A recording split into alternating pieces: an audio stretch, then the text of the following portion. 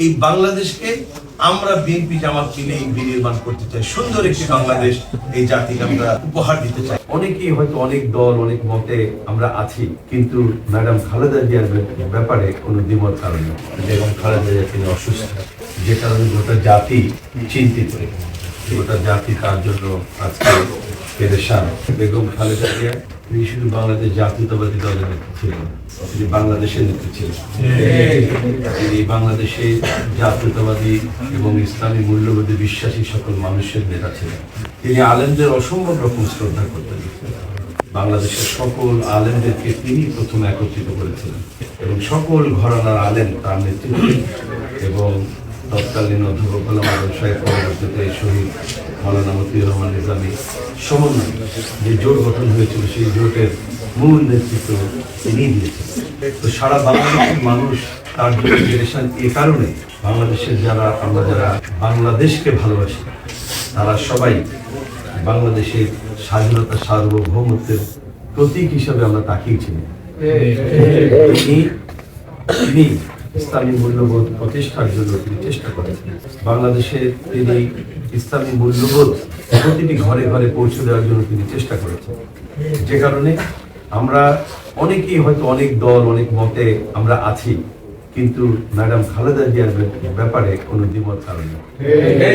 আমরা তার ব্যাপারে আমরা আগেও যেমন শ্রদ্ধাশীল ছিলাম, আমরা এখনো একই রকম তার প্রতি শ্রদ্ধাশীল।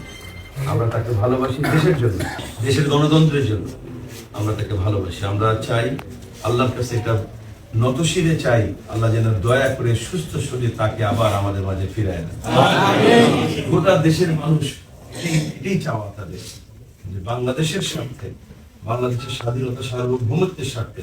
এবং আমরা যে একটা ক্রান্তিকাল এখন পার করছি, যে ক্রান্তিকালে আমাদের প্রতিবেশী যে দেশটি আছে, যারা বন্ধুত্বের প্রশ্ন কোনোকালে উত্তীর্ণ ছিল না, যারা এখন বাংলাদেশের এই রাক্ষসী ডাইনি হাসিনাকে যারা আশ্রয় প্রশ্রয় দিয়ে রেখেছে, তারা ওই হাসিনাকে আবার বাংলাদেশে পাঠানোর জন্য চেষ্টা করছে, ষড়যন্ত্র করছে।